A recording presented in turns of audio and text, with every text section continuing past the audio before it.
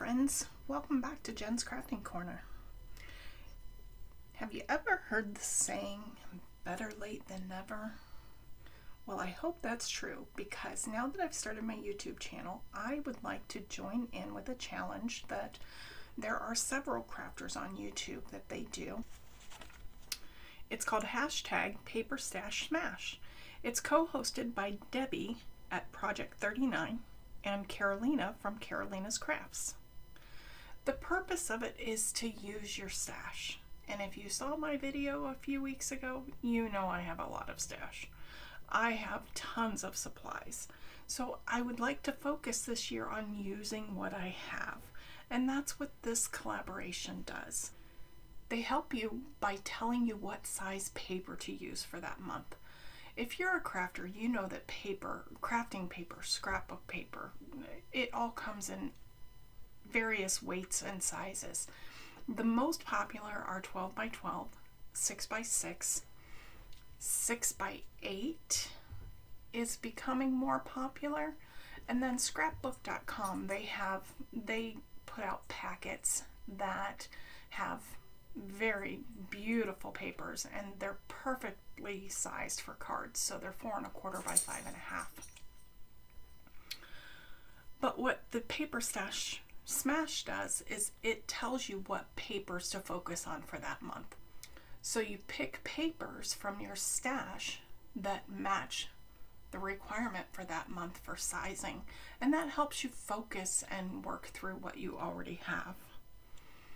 One of the participants has created some printouts to help you track what you're using each month. I'll link her channel below. Her name is Letty, and her channel is Party Planner Papery. Her trackers include a monthly prep sheet, which you see here, various habit trackers, paper stash trackers so that you can track exactly what it is you're smashing. And then she also offers some blank options so that it doesn't have pre-filled information in it and you can track whatever you want. Let me go through what she provides. This is the monthly prep sheet. Basically, you look at it before the month begins. It tells you this month in February, we are concentrating on 12 by 12 paper pads collections and just 12 by 12 paper sheets. She gives you plenty of space to decide what you want to work on, your plans, if you have specific projects. And then she has the calendar month, which is very nice. And then she gives you what she calls a mood board here for you to fill in.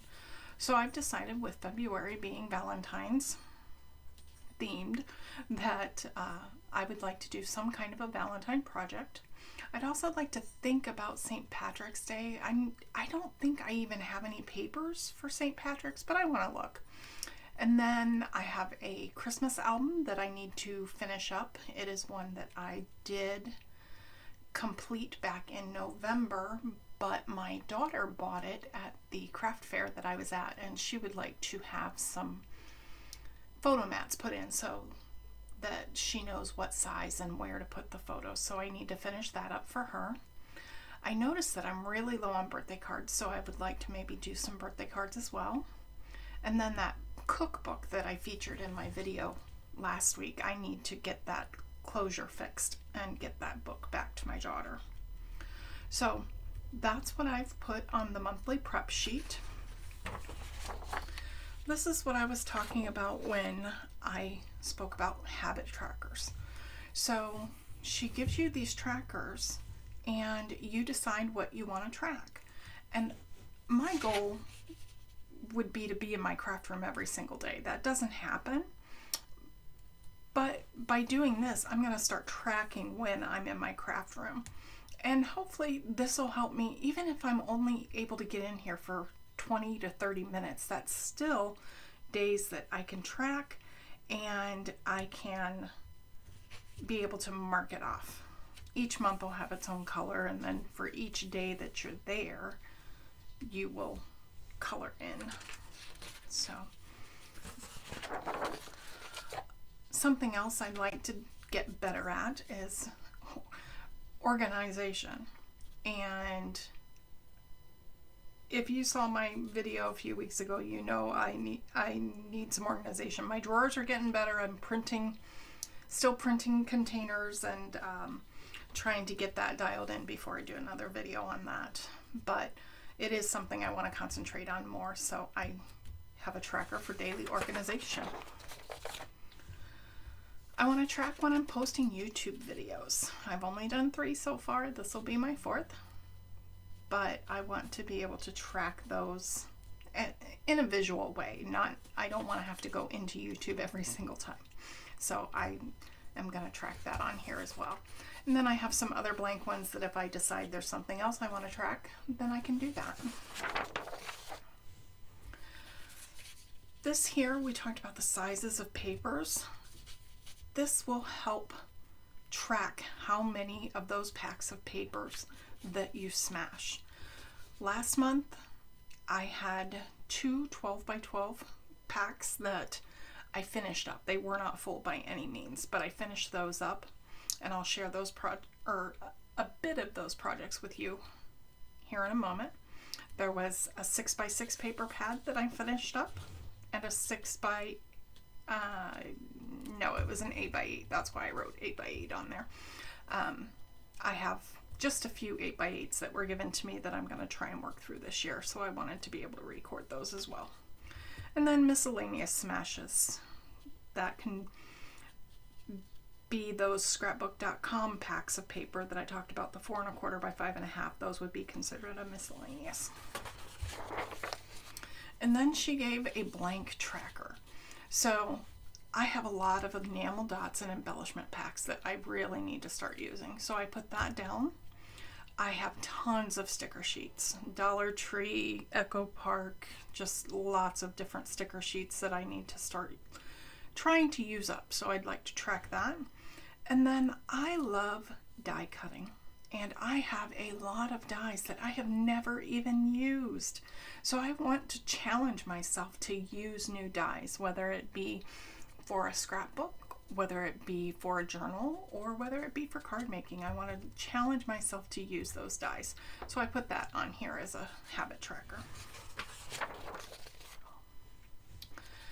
So for January, I was not 100% sure I was going to put this out there, so I didn't track real well, but now that I'm committing, I'm going to get better at that. I don't have any pictures of what my stuff started as for paper-wise, how many sheets, what sizes, things like that for January, but I will have that for February.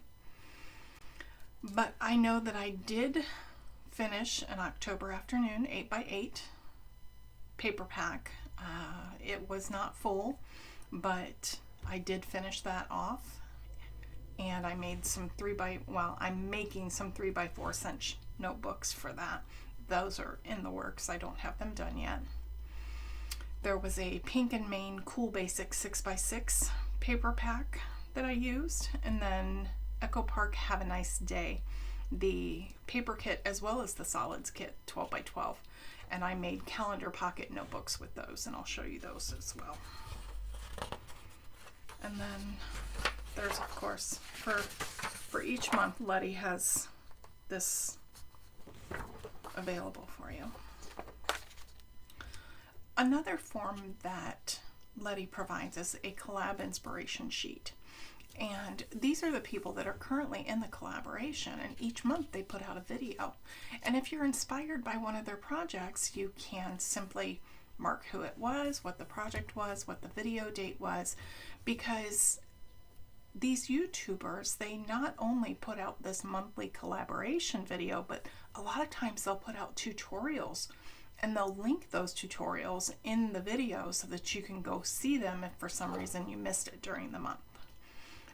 Here's one, for example, that I have already filled out, and it's one of the projects that I made with the Echo Park paper that I talked about earlier, and it's not actually by someone who's in the collaboration, so I just added a line there, and I put Tiffany's name, and her channel is called Let's Get Scrappy, and it's a quick and easy pocket notebook with a calendar. I made my own notes, how to make it and everything. And I've also paper clipped one of the bases to it so that I have that, and hopefully helps my notes make sense. So here are a few things I'd like to share with you that I did make last month. These are the quick and easy calendar pocket notebooks. And basically it's just a little Dollar Tree notebook in pretty packaging with a calendar. Now, these are 2026, so I do need to figure out what I'm doing with these and get them out the door to wherever they're going. So I have 1, 2, 3, 4, 5, 6, 7, 8, 9 of these. So they are just simply cute little notebooks with calendars in them that can be thrown in your purse or in your book bag and be able to take notes. I did put a tag in here so that people know that that's a pocket. So if they take a note and then rip it off and want to stick it in the pocket, they can do that. So that's those. And then the other project that I alluded to are 3x4 notebooks. And I don't have these done yet. I don't have the index cards cut. I don't have tops for these. I don't, they're still being put together. They're a work in progress. But what they will end up like, here's some pockets. These are tags. They'll go in the pockets. And each notebook will have 3 dividers. There it goes. 3 dividers and 3 tags. And then they'll have index cards in between. And here, I have a completed one here I can show you. This is one from my craft fair back in November. Now this one's actually, let's see, what size is this? I think it's a 4x4. 4¼ by 4¼ Yeah, 4¼ by 4¼ where the other ones that I made, those are going to be 3¼ by 4¼ But they're just notebooks. Here's where I talked about I don't have the index cards cut for the other ones. There's index cards in here. Each one will have a pocket, tab on the side so that they're easy to view. These have little flip outs that can be used for whatever, journaling, pictures, whatever people decide to use it for. So this is what that pile of pieces that I showed you is going to turn into basically. But, so yeah, there is that. Now I'd like to share with you what I'm hoping to be able to work on next month. Of course, we have Valentine's. Not sure what I'm doing yet. I don't know if I'll do an album, if I'll do cards. I'm not real sure, but it's a beautiful paper pack from Michaels. So I want to try and work through some of that. I don't know that I'll try to intentionally smash it. Another item I would like to work through is what's left of this Homemade with Love. This is the paper pack that I used to make the kids' recipe books. Yes, that's it. The paper that I used to do that, I need to fix my daughter's the rest of the way, and then the rest of this paper can be used for whatever I decide to use it for. I've just got to figure out what that is.